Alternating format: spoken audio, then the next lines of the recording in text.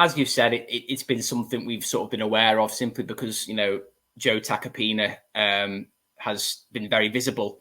And as has been mentioned on this podcast before, an American guy doesn't go to a random League Two club and wear the shirt to be pictured if there's not something in it. I think Mart Palos is always very discreet about these things, and he was happy to be pictured alongside him as well. So clearly he's been interested for a little while.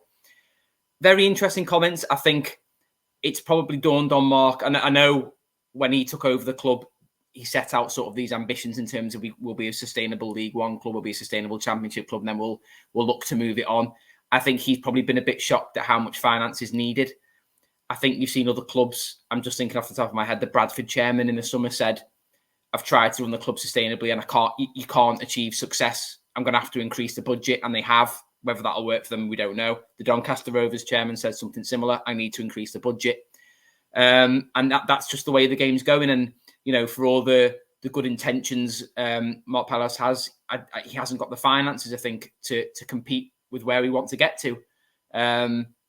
In terms of interested parties, I've looked up, I'm sure all Tranmere fans have looked up Takapina and his connections with Spal in Italy. I think there's been a few issues there.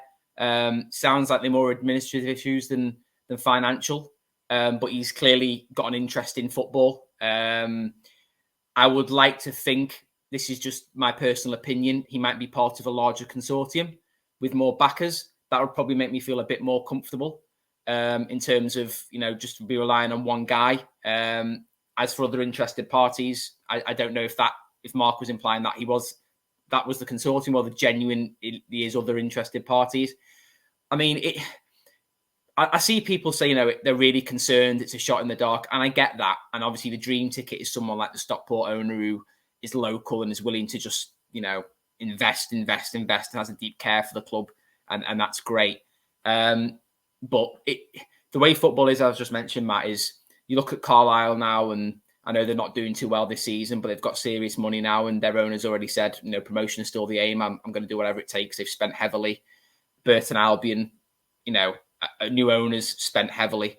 And these are clubs with the greatest respect, and this is not me being arrogant. Tranmere, in my opinion, is a bigger football club than both of those. And like you've just said there, like Mark said, maybe not cash rich, but with the stadium, I think with the area of the country we're in, it's a footballing hotbed. We've got a fan base who, I know people will say, we never had a lot of fans back in the 90s. Football's changed since then. I think if we were to get on a bit of momentum, I think you'd see those attendances really climb. I think if the club had new owners and they could see investment was going into the playing squad, I think you'd find those attendances would really climb. So it's needed.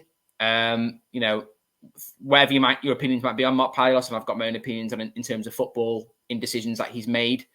In terms of financial, he can only spend what he can, and he's not rich enough. So investment's needed for sure. I think the comments are very interesting. I think I see people very eager to hear news, but like you said, these things do take time.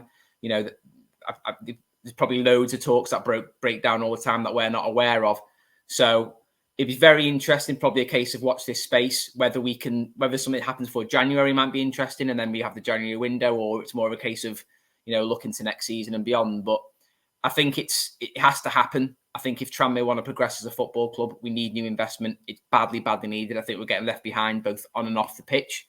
But I do have faith that Mark will leave us in good hands. I've always said that. You can question his footballing decisions like I have, but I do think he genuinely cares about the football club. So we can only hope, I guess, as fans, all we can do is hope that it is passed on to a pair of safe hands and that those hands can then take the club forward.